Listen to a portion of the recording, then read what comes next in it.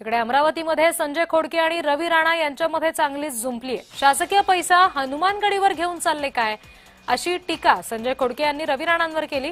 तर राजकारणात देवाला तरी सोडा असा पलटवार खोडकेंच्या टीकेवर रवी राणा यांनी केला।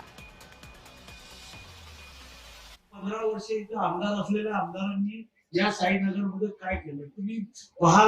आताही काही भागामध्ये गेलं तर लोक सांगतात की ताईंनी केलेला रस्ता होता, ताईंनी केलेलं हे काम होतं, त्याच्यानंतर काही झालं नाही। म्हणजे तुमच्याजवळ एवढा पैसा येतो, तो पैसा जातो कुठं?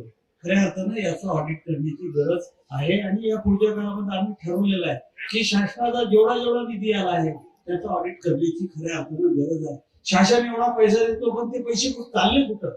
शासकीय पैसा आपण घेऊन चाललो का आपल्या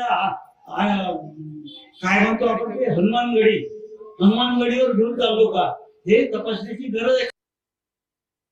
संजय खोडकेंचं डोकं जाग्यावर नाहीये, त्यांचं मानसिक संतुलन बिघडलेलं आहे आणि या मानसिक संतुलनामध्ये ते देवावरही अशा खालच्या स्तरावर उतरतात। राजकारणामध्ये देव तरी सोडला पाहिजे। बजरंगबली इष्टदेव आहे, सगळ्यांच्या हृदयामध्ये संकट मोचक आहे आणि बजरंगबलीच्या तीर्थक्षेत्रावर अशा प्रकारची टिप्पणी करणं म्हणजे मला असं वाटते संजय खोडकेंचं पूर्ण मानसिक संतुलन बिघडलेलं आहे।